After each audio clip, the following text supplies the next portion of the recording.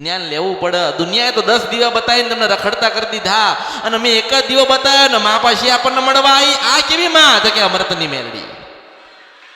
મારી સાચી ઓળખ છે કે હું અમૃતની મેલડી છું. કોની મેલડી છું?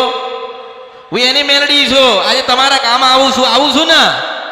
જો એને ભક્તિ ના કરી હોત, એને મને યાદ ના કર્યું હોત, એને માં ના કીધી હોત, એને હાથ ના જોડ્યા હોત અને એના આંખમાંથી આંસુ ના પડ્યા હોત અને એને મને માં ના કીધી હોત તો આજે હોનાના રથમાં હું તમારે સુખી કરવા ના આવ્યો હતો મેલડી છું.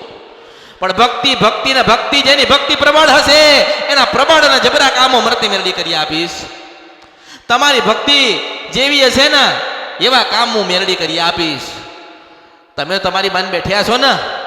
આજે એવો કયું ઘર બાકી છે જ્યાં દીવા નહીં થતા? બધાના ઘરમાં દીવા થાય ને પટેલ. મેલડી છો. દરેક કોકે ને કોક દેવના દીવા કર્યા, કોક જોગણીનો દીવો કર્યો, કોકે મેલડીનો કર્યો, કોકે મશાણીનો કર્યો, કોઈ સધીનો કર્યો, કોઈ પોતાની શિકોતરનો કર્યો કે પૂર્વજનો કે ગોગાનો કર્યો ને. તોય કરતા છતાં દુઃખી છો તો સમજી લેજો કે અસલ રાજા બેઠ્યો છે એ બોલતો નથી એટલા દુઃખી છો મેલડી છો. અને એવા રાજાઓને ગોતવાનું કામ મહારાજાનું છો મેલડી છો.